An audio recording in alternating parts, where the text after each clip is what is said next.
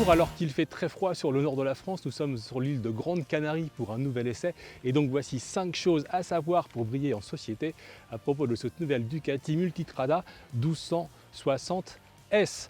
Premier point, de quoi s'agit-il? Eh bien, on pourrait paraphraser le regretté Steve Jobs et dire non pas "This is a revolution", mais "This was a revolution", parce qu'on se souvient qu'il y a 7 ans, Ducati a présenté cette 1200 Multistrada. Et l'idée était de bousculer un peu, de dépoussiérer un peu le monde des gros trails avec une machine plus sportive, plus performante, plus puissante et plus joueuse. Le gros trail à l'époque c'était confort, c'était fait pour voyager, mais c'était pas forcément très drôle à conduire, et donc Ducati a un petit peu mis un vrai électrochoc dans la catégorie. Depuis, de l'eau a coulé sous les ponts, le monde des trails a changé, les BMGS sont passés de chiantes à plutôt sympa à conduire, il y a eu la S1000XR, il y a eu les KTM, donc tout ça a un petit peu évolué, donc il était temps que Ducati renouvelle un petit peu cette Multistrada. Multistrada qui est un gros succès commercial, parce que évidemment on ne peut pas aller lutter contre l'AGS qui est le gros totem, le gros épouvantail de la catégorie, mais globalement Ducati parvient à en écouler à peu près de 8 à 10 000 par an, ce qui fait pas loin de 70 000 motos sur les 7 années de carrière de cette machine. Deuxième point, comment est-ce qu'on la reconnaît? C'est pas très facile. Parce qu'en fait Ducati n'a pas beaucoup travaillé sur la partie esthétique, la moto est plutôt proche de celle qu'on connaissait, fait un peu jouer au jeu des 7 erreurs, donc on retrouvera, si on commence par l'arrière, des nouveaux clignotants à LED, des nouvelles poignées de maintien, on retrouve de nouvelles roues avec un nouveau dessin, elles ont gagné 300 grammes, alors ça paraît pas forcément grand chose, mais on sait que 300 grammes sur les roues ça peut avoir un impact assez important sur l'agilité de la moto. Et puis sur le moteur on retrouve de nouveaux caches en aluminium sur le côté, et puis quelques détails comme le tableau de bord et les commodos qui sont nouveaux. Troisième point, le moteur. Alors en fait, Multistrada 1260, donc du coup on est sur un moteur qui vient de la Diavel, de la X Diavel en fait. Côté puissance, 158 chevaux, 13,2 mètres-kg de couple, ce sont des données qui commencent à être intéressantes dans le monde des gros trails, voire carrément qui indiquent une machine très performante. Mais le plus important, c'est pas tellement ça, c'est qu'en fait le caractère moteur a changé. Alors, on retrouve toujours cet avion de chasse, quand on est dans les tours.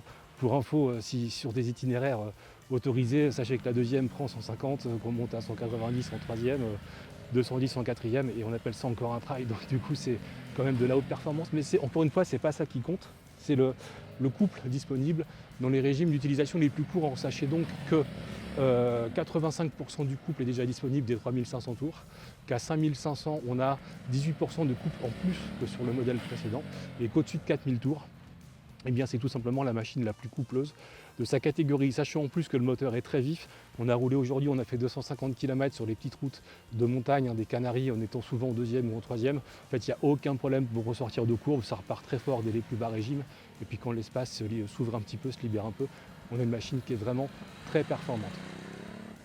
Quatrième point, le châssis. Donc encore une fois, c'est une moto qui ressemble beaucoup à celle d'avant. Néanmoins, les modifications du châssis ont quand même pas mal évolué. On a un angle de chasse qui est plus ouvert d'1 degré, on a un bras oscillant plus long de 48 mm, et puis on a un empattement qui lui a progressé de 56 mm. Donc la machine se veut en fait un peu plus stable, mais en fait elle n'a rien perdu en agilité. Ça reste une moto qui se laisse emmener à la fois très facilement, puis quand on la brusque un peu, eh bien elle répond. Il y a des suspensions pilotées, alors ça c'est important sur le châssis, avec une nouvelle interface qui permet de régler sur différents modes de conduite, et ensuite de rentrer encore une fois dans les détails de ces modes de conduite et d'aller au-delà des paramètres par défaut pour choisir si on veut une moto plus dure en suspension, plus douce, ou plein d'autres réglages possibles.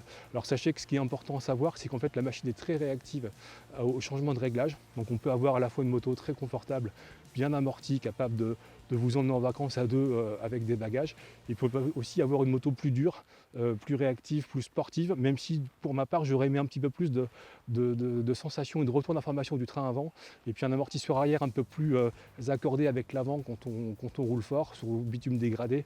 En fait ça tient la route, on va vite, mais il y a un petit manque de retour d'info qui fait qu'on ne se sent pas complètement à l'aise pour se lâcher entièrement, même si là, sachez qu'on est déjà à un rythme qui est vraiment très élevé. Cinquième point, l'électronique. La Multistrada était déjà une moto très performante sur l'électronique, c'est encore le cas.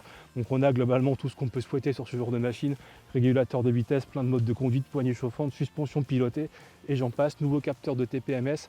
Sachez que ce qui est important, c'est qu'en fait l'interface via le tableau de bord et les commodos ont changé, donc c'est à la fois plus intuitif et plus complet.